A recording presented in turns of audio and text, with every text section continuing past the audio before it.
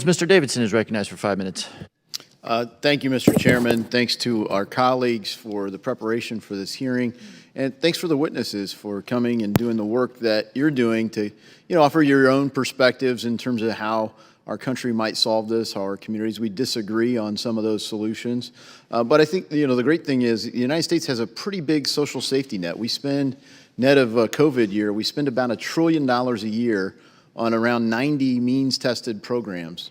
So not Social Security, not Medicare. Those are products you're forced to buy. Some would say deficient products, certainly soon to be bankrupt if we don't intervene and make them more actuarially sound. But if you look at the safety net proper, things that are means-tested, there are real problems with how that works. It's great that it's there, but let's look at how it impacts families. In our effort to help, there should never be a federal program that makes life harder for families. I hope we all agree on that. And I have proposed a solution to this, to the deficiencies in this. It's called the People Care Act. The People Care Act would have 4 Republicans and 4 Democrats. They would get 1.5 years to work together.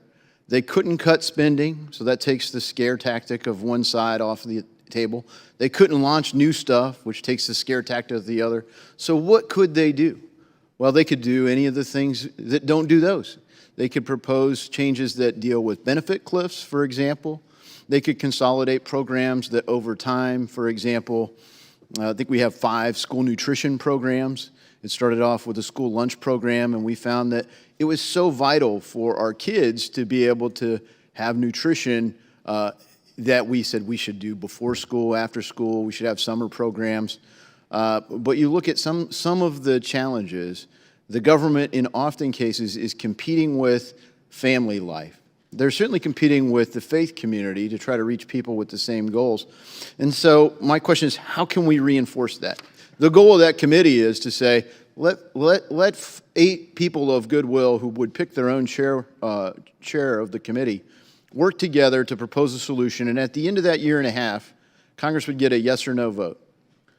Does it really make it better? It's hard to think that if with 1.5 years working together, 8 people of goodwill could not make this system better. So, Ms. Johnson, as you look at the work that you've done and highlighted, maybe could you highlight some of the challenges in the current system for families? Yes. Currently, the challenges that families face definitely is childcare, working parents having to work, stay home, but also we are challenging with our kids' mental. Our kids are burnt out as well. Our kids are not motivated. They are not, you have to keep them motivated, but then if the parents are burnt out and they're doing things as far as dealing with the pandemic, how can we expect our children to be able to navigate as well if we're parents trying to navigate? So I think basically right now we need to not just base on the numbers of COVID, on the virus, we need to look at the homes as far as suicidal that our teenagers are facing, middle school students as well. We need to also think about alcohol and drug addiction and use.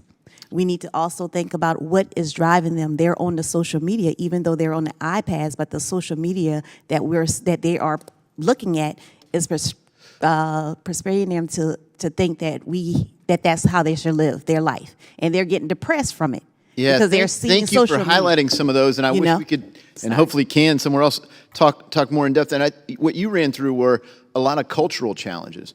And when you think about the challenge, I think a lot of times when we talk about families, we think of this kind of uniform, 2 parents at home families. But the census this year showed that only about 1/3 of families is that the case. In fact, that when you look at 12 to 17-year-olds, over 40% of kids have no parent. They're not living with a parent. So how do we design programs that address those challenges? And I would say that we're not going to do it one bill at a time. We've seen how this place politicizes efforts to solve problems. And I just hope that my colleagues will take a sincere, earnest look at the People Care Act, because it gives us a chance to break, sort of like the goal of this committee, break the normal way business is done here. One of the problems with our committees of jurisdiction is they can only deal with a little slice. I'm on financial services. We could deal with housing, but only in respect to this way. We can't look comprehensively. And that's the same problem our social workers have. When somebody comes in, they can't sit down and get to know them as a person and say, you know, I got 90 programs. Let me design something that will help you. Instead, they administer programs. I've talked to social workers all over Ohio that are frustrated by that. And I've talked to people that are trying to get help, that if they just got married, they would lose the benefit for tuition for a single mom, for example. So there are a lot of things that we could do together. I hope we can do it in a nonpartisan, non-political way with the People Care Act, and I yield.